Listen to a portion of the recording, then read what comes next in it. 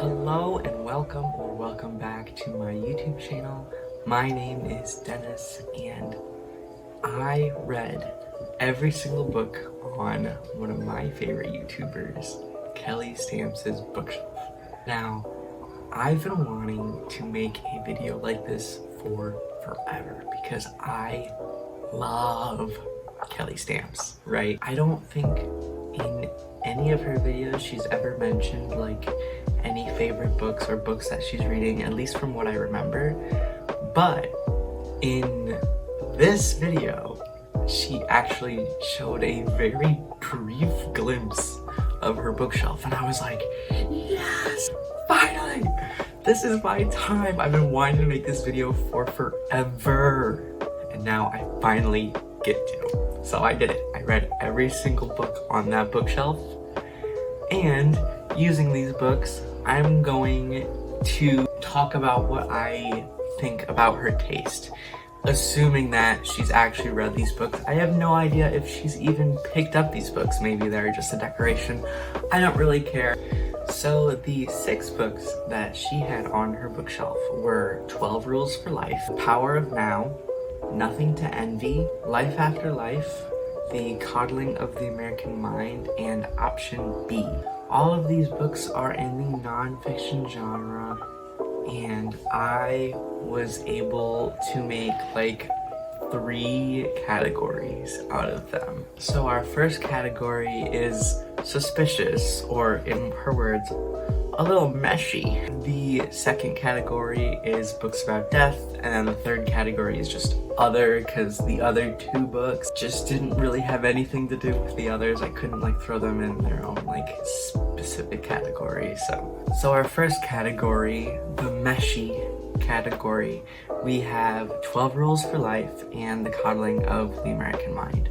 So these books, I wouldn't exactly say are like right-leaning books, but they are a little like, what was that? Like it's a little suspicious how these books are written.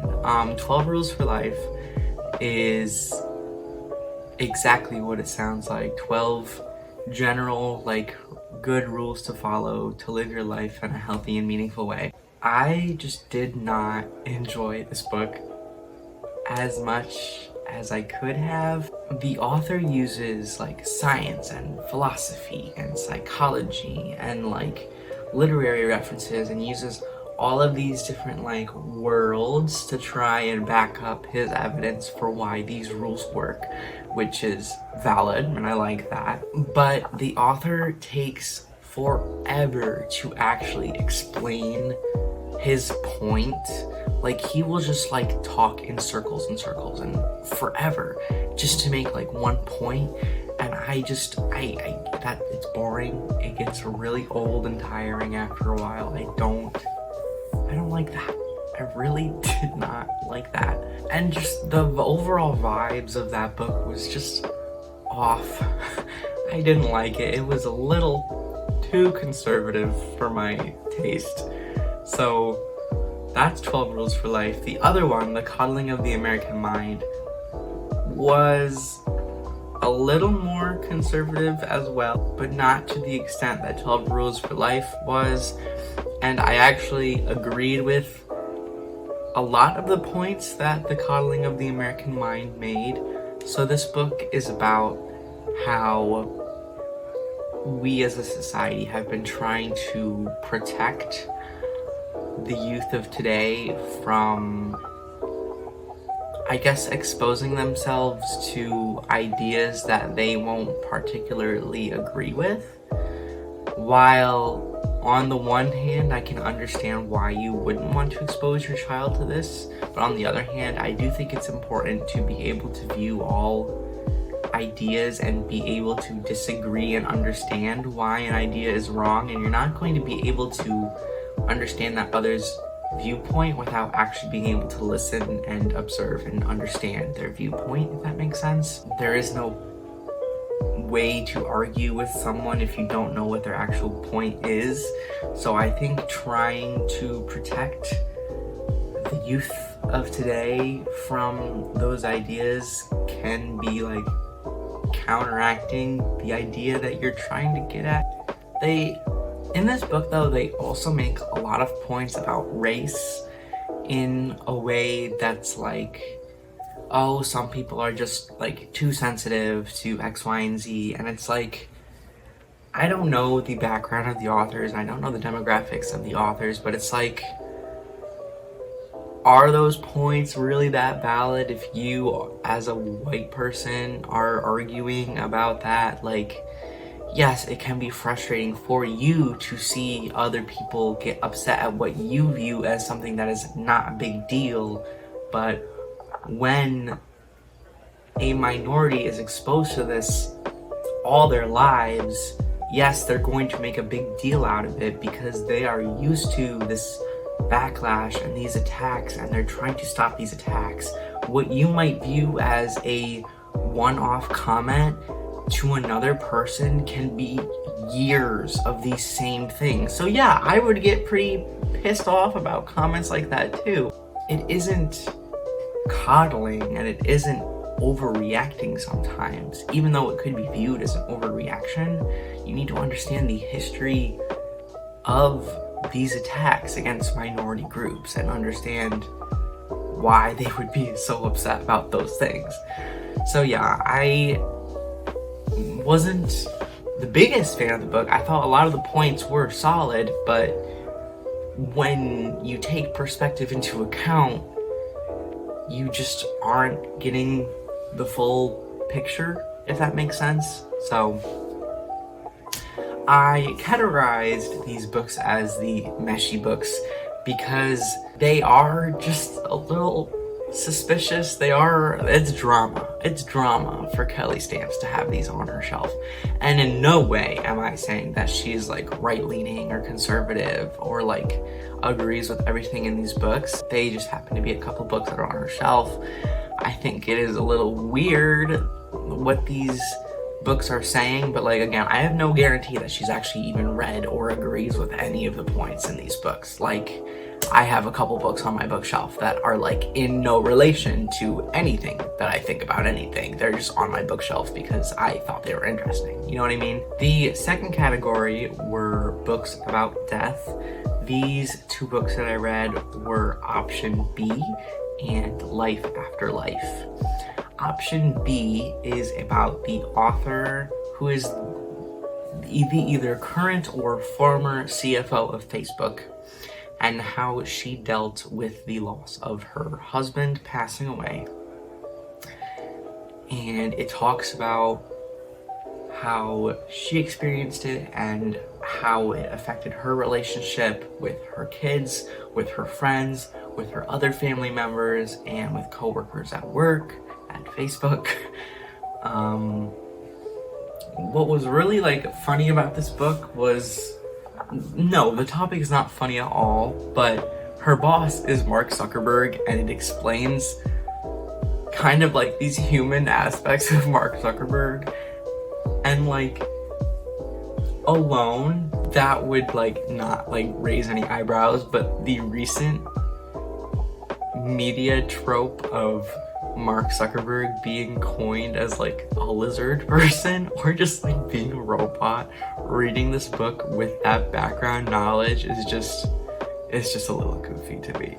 Reason why it is titled Option B is because sometimes you aren't going to always have that option A. So like her option A was having the father of her kids being able to bring her son to like a father-son dance or something like that, or a father-daughter dance, whatever it was. It was like a parent-child activity, and that option A wasn't available because he passed away. And it was like, we might not have option A, but we're going to like kick the shit out of option B, and we're gonna like really take option B head on.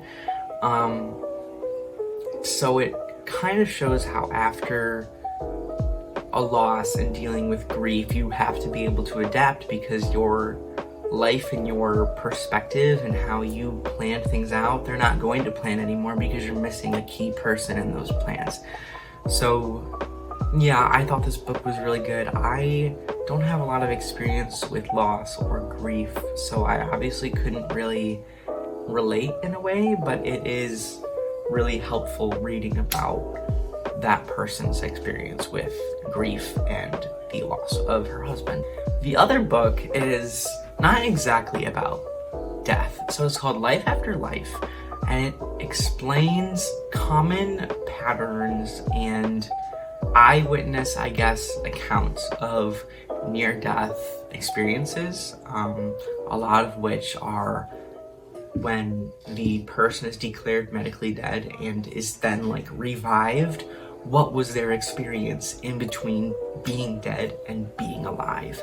And it goes over a lot of the different patterns that people experience, a lot of feelings that they felt, and it's just such a weird phenomenon, I guess, knowing that these people were in between living and dying, and they're able to come back and tell their experiences about what being dead is like. Like, that's just so weird to me, especially because I've had a fear for a really long time about death and what it's like afterwards. So this book kind of gave me a little bit of comfort that not everything immediately ends when you die, and that there might be something that happens afterwards. And I know it's a little bit morbid to think about, but that book was really interesting in that way and was very helpful with those feelings that I have. So these books were categorized in the books about death category for pretty self-explanatory reasons. These books are about death, and I'm not going to like completely like expose her life or tell her story on my channel because that's her own story to tell, but I believe that she has recently gone through a very significant loss for her, so I hope that if she read these books that they gave her some comfort with that experience, because I'm sure it is not a fun experience to go through for anyone, I don't think. The last two books in the other category are The Power of Now and Nothing to Envy. The Power of Now is a more spiritual book about really grounding yourself and not thinking about the past and not thinking about the future, and just being connected to your body and being connected to nature right now in the present moment. I didn't particularly resonate with this book because my mind just unfortunately has a really hard time staying grounded and connected to this very moment. However, I did like one of the exercises that was posed in the book, where you close your eyes and the thought, like in order to clear your head of any thoughts, something that you can think about is like asking yourself, I wonder what my next thought is going to be. And just not having any thoughts at all. Like, I think that's really weird that just asking that question in your head just kind of eliminates a lot of thinking at all. Like, it's kind of weird and I like it. The last book I read is Nothing to Envy, about North Korea and North Korean experiences during the rule of the first two dictators. It doesn't go into Kim Jong-un at all, it's just the first two, so his dad and his grandfather. It talks about famine and gender inequality and just the class differences, all of these experiences through like the 70s and early 2000s North Korea, and also the experiences of those who have defected from North Korea and how they got to either South Korea or wherever they are now, most of which I think travel at least eventually to South Korea. The title of the book is derived from a common North Korean phrase, "We have nothing to envy in this world." This book, again, is like far different from the rest of the books that Kelly Stamps has on her shelf. But I think this is probably my favorite and most interesting of all of them, mostly because I feel like the other ones are more like on the self-help side, and I'm not much into self-help, but I know Kelly Stamps is constantly redefining herself, and she seems to just really enjoy understanding how to improve herself and her brand and her reputation, and just how to improve herself and how she can affect this world. And I think that's probably why she might enjoy self-help books. Overall, completely based on the books that she had in her video, I think that she has a pretty solid taste in books, a roughly like 3 out of 5 star average in my opinion. Kelly Stamps, if you are watching this video, which it would be absolutely awesome if you were, based on these books, I would recommend you read Influence: The Psychology of Persuasion.